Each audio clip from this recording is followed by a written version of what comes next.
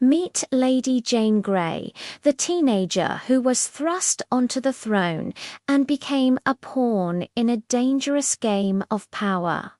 So, how did this happen? It all goes back to King Edward VI. He was young, Protestant, and dying. His biggest fear that his Catholic half-sister Mary would take the throne and undo all his religious reforms. A powerful and ambitious man named John Dudley, the Duke of Northumberland, saw an opportunity.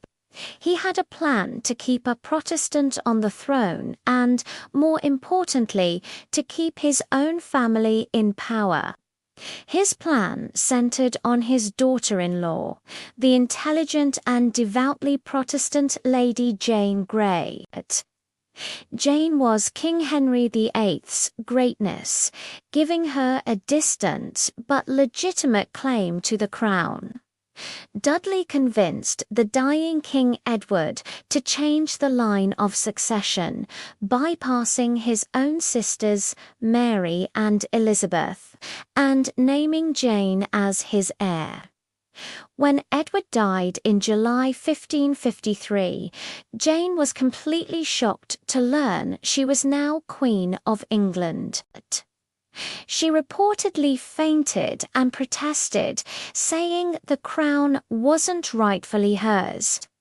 But the pressure was immense, and she reluctantly accepted.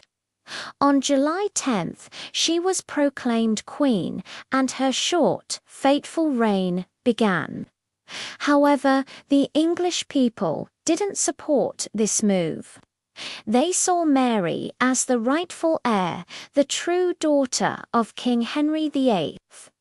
Support for Mary grew rapidly across the country. The Privy Council, seeing which way the wind was blowing, switched their allegiance and proclaimed Mary as the true queen. Jane's reign ended as abruptly as it began, after just 9 days. She and her husband were arrested and imprisoned in the Tower of London. Initially, Queen Mary was reluctant to execute her young cousin, but a Protestant rebellion in Jane's name sealed her fate. To secure her own throne, Mary felt she had no choice. On February 12, 1554, the 17-year-old Lady Jane Grey was executed.